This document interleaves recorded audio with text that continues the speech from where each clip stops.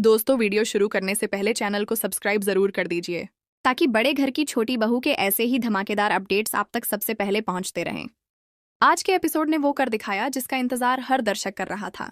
अहाना ने ऑफिस में उस बदतमीज सीनियर को थप्पड़ मारकर सिर्फ अपना नहीं बल्कि हर औरत का मान रखा है।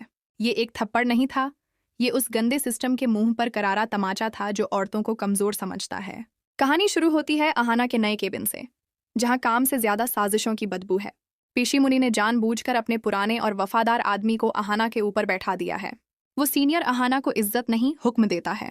फाइल आगे बढ़ाते हुए कहता है, बिना पढ़े साइन कर दीजिए, यहाँ नियम हम बनाते हैं। लेकिन अहाना कोई कठपुतली नहीं। वो शांति से कहती है कि फाइल पढ़कर ही साइन करेगी। बस यहीं से आग लग जाती है।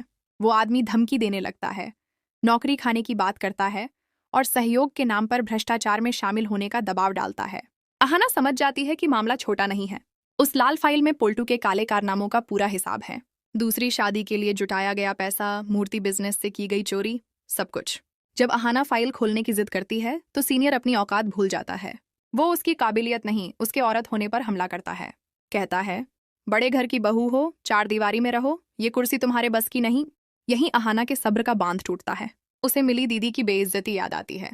पारोमिता भाभी का टूटा हुआ आत्मसम्मान याद आता है और अगले ही पल पूरा ऑफिस सन्नाटे में डूब जाता है।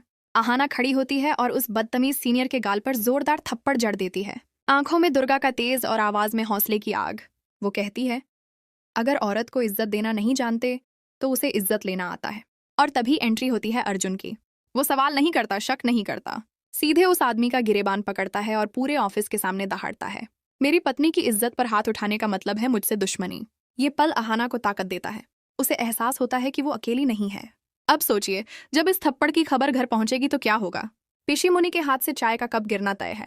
डर अहाना की नौकरी का नहीं, उस फाइल के खुलने का होगा। क्योंकि अगर वो सच बाहर आया तो पिनी और पोल्टू दोनों बेनकाब हो जाएंगे। घर में भी जंग छिड़ेगी।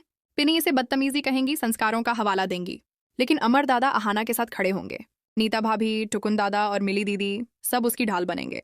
ये थप्पड़ सिर्फ बदले की कहानी नहीं है, ये हिम्मत, आत्मसम्मान और सच के साथ खड़े होने की मिसाल है। अहाना ने साबित कर दिया कि बड़े घर की बहू होना कमजोरी नहीं, सबसे बड़ी ताकत है। अब बताइए दोस्तों, क्या अहाना का ये कदम सही था? क्या आप उसके फैसले के साथ हैं?